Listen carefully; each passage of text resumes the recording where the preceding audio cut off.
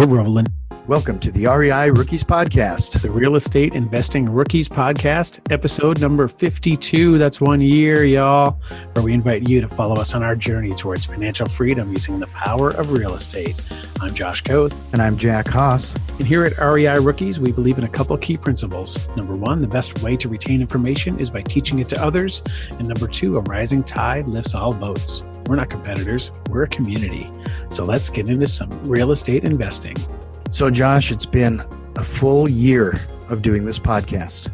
How does it feel? Yeah, episode number 52. We've done one every Sunday. So yeah, we realized, wow, we're creeping up on a year, and here we are. This is number 52. So a solid year of podcasting. Yeah, it's been interesting to say the least. And we thought it might be a perfect time to kind of recap how the podcast has evolved, what it's done for our business, and just how our real estate investing business has evolved as well in the last year since we started. So yeah, why don't we just start with the podcast then? Mm-hmm. When we started this, I don't know what your expectations were, but if I felt it was more important regarding just reiterating what we've been learning. Mm-hmm. And then the secondary was being held accountable. When you say it out loud, it makes it more concrete, and it really has an impact on me mentally. So what are your thoughts on that? I mean, there's lots of research out there that basically says if you have your goals stated aloud, you're just more likely to stick to them. And, we've done a lot of goal setting, a lot of mindset talk throughout the last year. And I think having a podcast has really helped us discuss a lot of issues mindset-wise and just really stay on track. And like you said, when you're teaching the material, it forces us to go through the entire business of real estate top to bottom just when we're deciding what to talk about, right?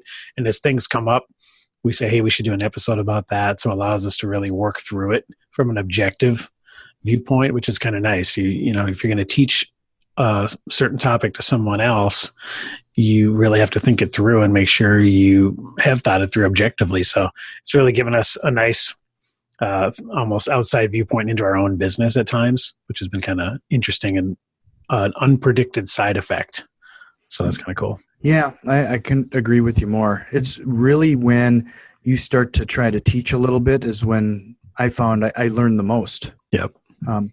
And then when you have any kind of interaction, when we're getting any feedback or when we're doing any kind of networking with our real estate investing group, when those questions and scenarios are being thrown around, that's really a great learning situation.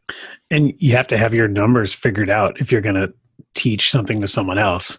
If you're telling someone how you figure out what to offer on a property or how the numbers would work, I mean, there's just a higher level of accountability because you don't want to recommend something that's not going to work to someone else or that is going to contribute to their failure.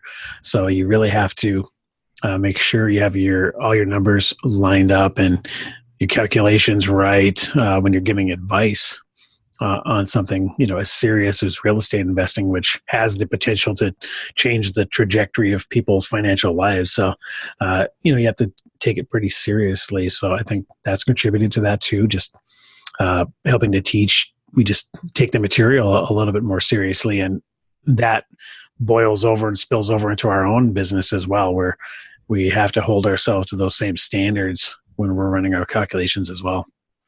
So what are some of the unexpected things that we've run into in regards to the benefits of doing this podcast?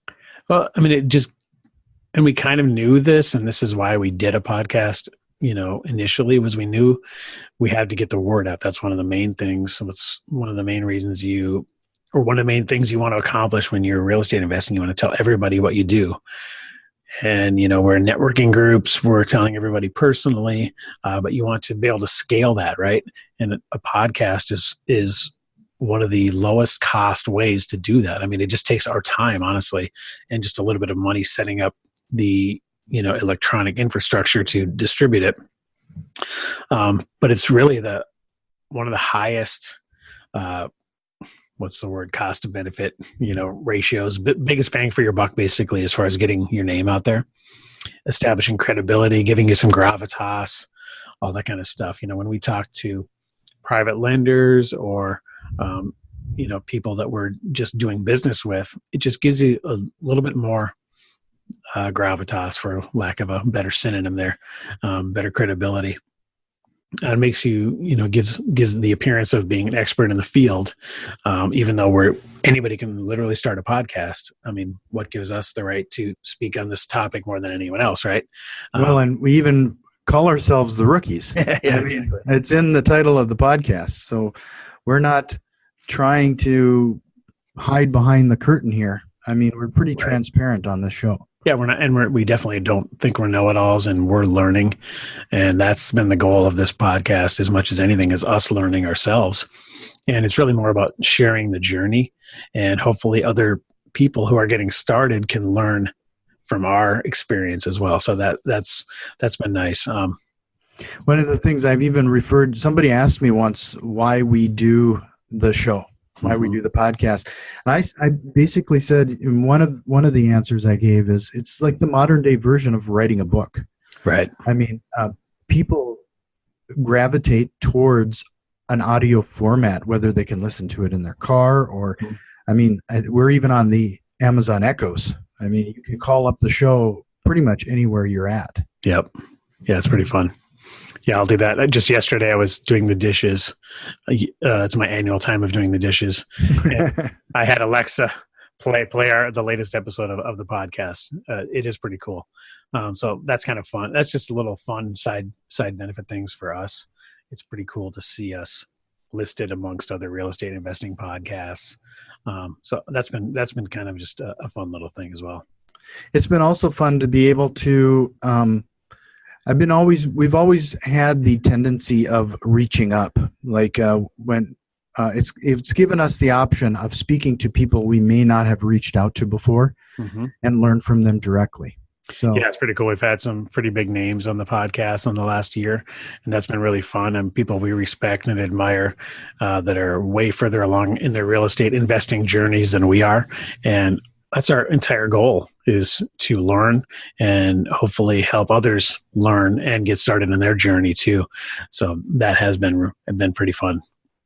So one of the things that has surprised me is looking at the analytics associated with the downloads.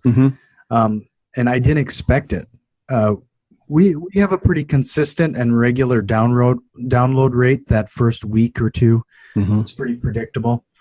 But what's really surprising is, and a lot of other podcasts don't experience this actually, is that we still have people downloading episode 1. It's like they find the show and now they start to check out the whole back catalog. So we're constantly seeing downloads of all the previous 51 episodes.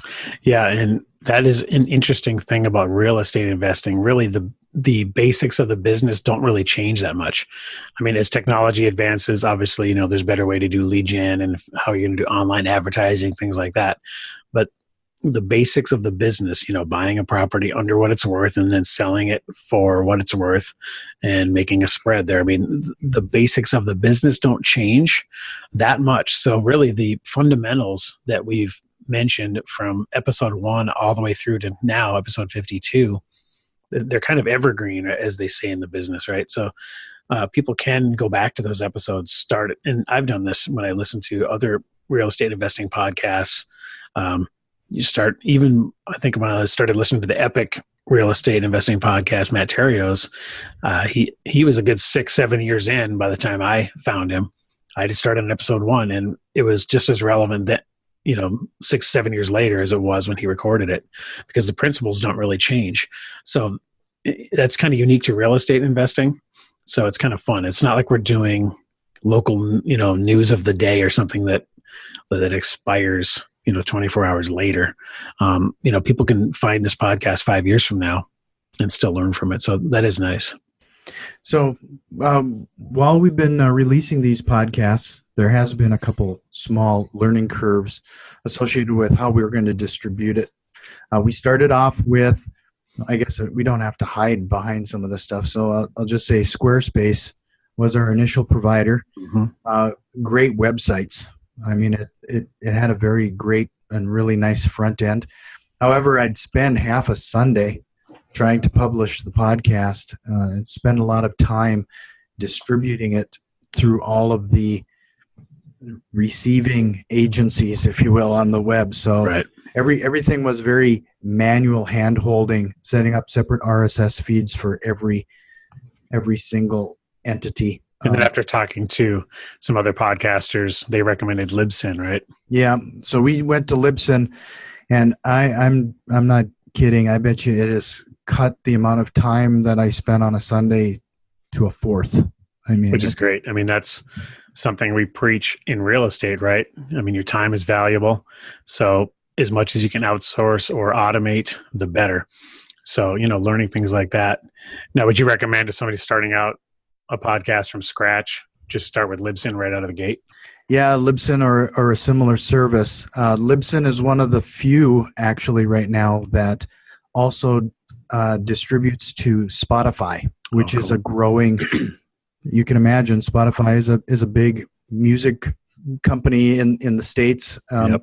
So that is something that we're seeing an increased download rate now, as we've been added to their catalog. Right. So that was one of the big reasons why we chose to really go Spotify to Libsyn. But once you get it set up, it couldn't be easier. I mean, and I have to admit, you and I both come from an IT background. This was a perfect example where I was overthinking and thinking I could outsmart the process. Right. And with all things, and this goes for real estate investing and pretty much anything, you don't want to let perfection be the enemy of progress. So we just, even though we knew maybe Squarespace wasn't the perfect platform to start off with, we still started and just got it out there, and we've had an episode every week. So maybe you could speak to our decision to do a very consistent release schedule and how that's affected the growth of the podcast.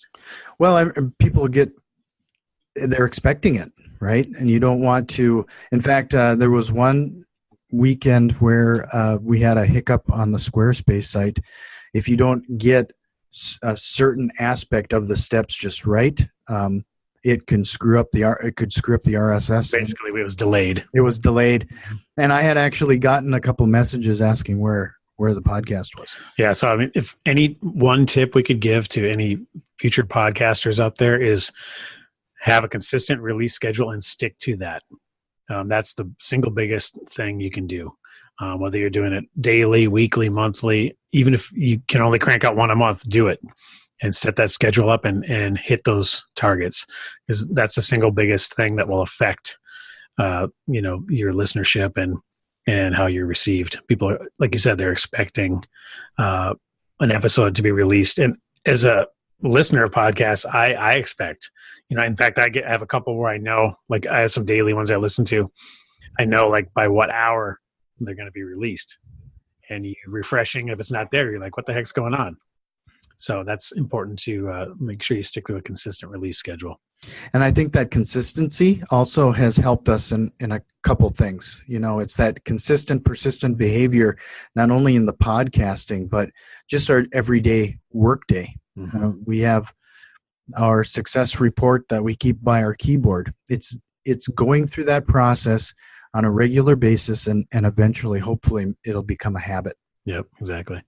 So let's talk about how, that kind of wraps up the podcast and how that's evolved. Let's talk about how our business has changed in the last year, and maybe tie in how the podcast has contributed to that acceleration.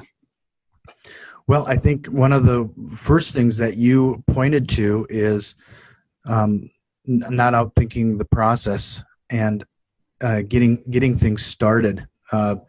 We recently basically hired another company to help us get some things in place, and the Libsyn thing was exactly one of those suggestions they made for us to improve our business. And taking into not only listening to podcasts like this, but when you are basically employing a mentor or engaging a mentor and they're giving you some direct advice, you need to act on it.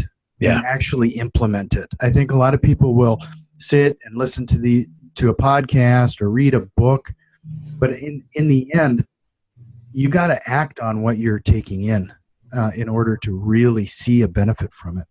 And, I hate to compare myself or us to other businesses because that's not something we like to do. But I mean, I had a situation the other day that illustrated this point perfectly.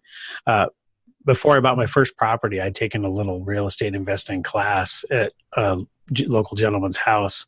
It was just kind of a buddy of mine, and I was kind of interested.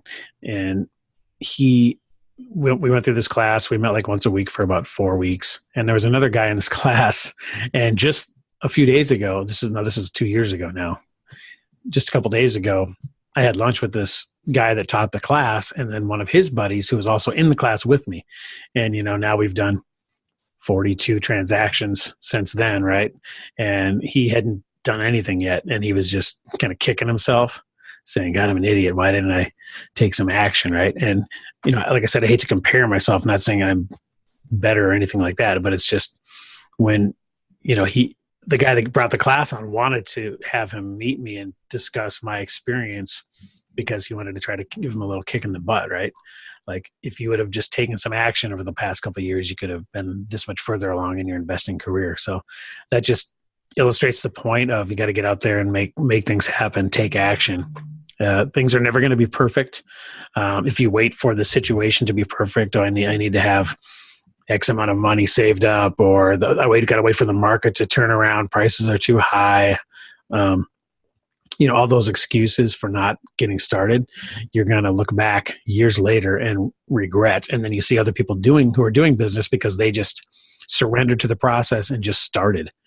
You can talk yourself out of just about anything. And when you think about all the offers we submit that look ridiculous, compared to the asking price, and we know they're not going to accept them, but we still submit them anyways. A lot of people don't take that step of actually submitting the offer. We will. And I think that has made all the difference. Well, I mean, we had just an example yesterday where how many times did we offer on that place in Moorhead? Yep. I mean, we're very consistent and persistent in our behaviors, and it does eventually pay off. Josh, I don't know how many times did you submit an offer on this one place? At least twice. I mean, we went after it at least twice. I talked to the owner. I found him on Facebook, friend requested him, called him up. So we started a relationship. And then when I saw it come back in the market, we pounced again. And this time I think we're just tired of owning the property and wanted it gone. So, finally the conditions were right for them to accept our offer. But without having submitted two previous times and just really keeping a close eye on it, we wouldn't have gotten that property. So you got to be consistent. And that goes to one of the best pieces of advice that I've heard, is you can never say the wrong thing to the right person, and you can never say the right thing to the wrong person. Mm-hmm. In the previous two situations, it was the wrong person. Yeah, they just weren't ready yet. They weren't ready yet, and it wasn't the right conditions. But by the third time that we ran into it, the conditions and our out, it was the right thing to the right person, and now we're going to be sitting at the closing table here in a couple of weeks. Yeah, you got to be ready when that opportunity presents itself. And if you're not submitting offers and you're not in the game, you're not going to be the one that has a chance of getting it. And believe me, we've lost out on plenty of deals. 98% of our offers get just soundly rejected. And that's just, how you have to figure your numbers are going to be. But we keep submitting them even with that, some would say, really high failure rate. 98% of the time our offers fail. But, we keep submitting them consistently. Luckily, we have, an agent that is willing to take the abuse from listing agents. And it's worked out great for him because he's done a ton of deals with us and makes some nice commission checks on every one of those. So, well, I think, along those same lines, one of those things that I can't say enough, and frankly, we've seen and talked to other people who've run into this problem. When you know those numbers and you start to do the consistent behavior, I guess I'm going to say don't do a deal for the sake of doing a deal either. Right. It's important for you to start taking those actions, but I'm going to be the first to admit I feel it's almost like stepping into a casino or an auction or something. You start to want to do a deal for the sake of doing a deal. You have to know when you're the wrong person at a certain point too, and the deal isn't right, and you have to know when to just shut off and walk away. Yep, and that gives you a lot of leverage too. The power to walk away is the most power that you have. So when you figure out that's why it's so important to have your calculations and your numbers figured out at the start, because you know the top amount you could pay for a property, and you stop there and walk away. And then if they want to chase you, if they're the right person at the right time, they'll chase you back down to your price. So, but not to get too deep in the weeds with transaction and negotiating and talk. So let's get back to like another topic for another podcast. Yeah, exactly. Well, we've probably covered this 5 times already. And that's one thing in the podcast too, over the course of the last year. I mean, we talk about the same things quite a bit, but I feel like we need that constant reinforcement, and you just got to beat yourself over the head with the basics, with the basic principles, the fundamentals of real estate investing. So, we'll talk about offers and your numbers. I mean, and mindset, like consistently. Those topics come up all the time because it's so important. I mean, mindset is the single biggest crucial element you have to have in place. And then secondarily, having your numbers figured out. So those things are always going to be a topic of conversation in the podcast. But let's talk about how the podcast has helped real estate investing and how the business has changed for us. You're full time in the business, working side by side with me now. So that's been a big change. That was a goal of ours last year. Yeah, lucky you. Lucky you. Right. So we've achieved that. So that's been great, and that's really helped us up our efforts as far as being able to get deals under contract and do more deals too. So when we set a goal this year, I think last year we did how many? 12 transactions. 12 transactions. This year we tripled our goal to 36. And right now we're on pace to hit that. We've done 10 so far this year. We almost did our full year's goal in the first quarter of this year already. Yeah, from last year. Yeah, we almost hit last year's goal within 3 months. So, and just as you get better at this too, and that's part of the podcast and networking and just telling everybody what we do, people start to bring you deals, right? I mean, and the more lines you have in the water, the wider net that you're casting out there, you're more likely to get deals that will work. So, we've had all different sources provide us with deals in the last year too. So it's been kind of fun to see those expand. But I would say the podcast directly contributes to people bringing us deals from a referral basis. So that's almost the best leads you're going to get. I mean, we've closed a much higher percentage of deals that people have brought to us personally than through any other method. Yeah, there's no question of that.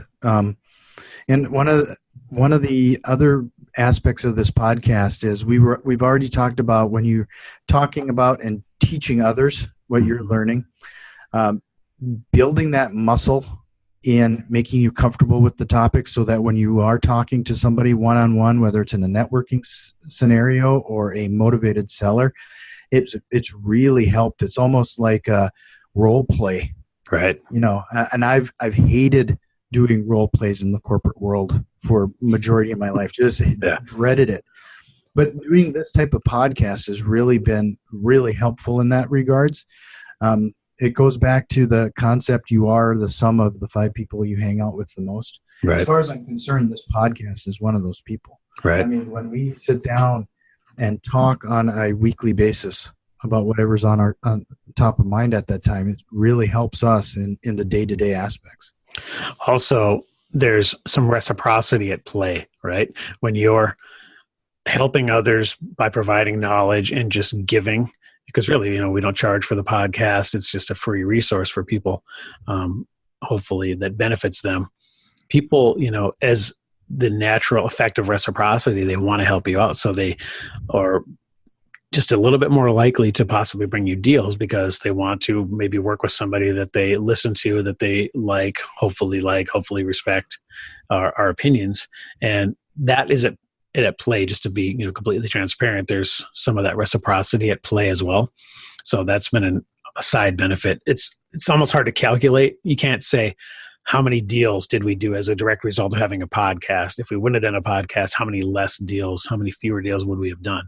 It's really hard to quantify that, but I just know that it benefits us personally talking about this stuff all the time. And it does benefit other people. So that alone is reason enough to do it. But it has contributed. And, we just subscribe to the abundance mentality, right? We're just going to give, and people will want to reciprocate naturally, and the deals will come your way. And we don't expect that. We don't expect listeners to bring us deals, but it's just an organic truth. We just know it's going to happen as a result of being out there. Yeah. And so we're going to ask you for and cash in some of that reciprocity by going to our Facebook page or sending us an email, because we would love to hear any feedback. If you'd like to see any changes, one of the things we are experimenting with right now is you can go to the YouTube page, and we post a audio version of the show as well as a video version of the show. Mm-hmm. We already are fully aware that we need to get a different camera for Josh. Unfortunately, I don't think it's going to improve the way he looks that much, but yada. But if you do have any other feedback on how we can improve the show, or if you want to hear a specific topic, we'd love to hear it. Yeah, if you have suggestions for things you'd like covered, that would help us out greatly. We love to answer questions directly about specific deals or things you'd like to learn more about. We could definitely use that feedback. So hit us up, info@reirookies.com. Also, make sure to check us out on Facebook or Twitter @REIRookies. And if you like what you're hearing, head over to iTunes, subscribe, rate, and review the podcast. It really helps other rookie investors out there find the show. And remember, get off the bench and get into the game. We'll see you next time. Thanks for a great year.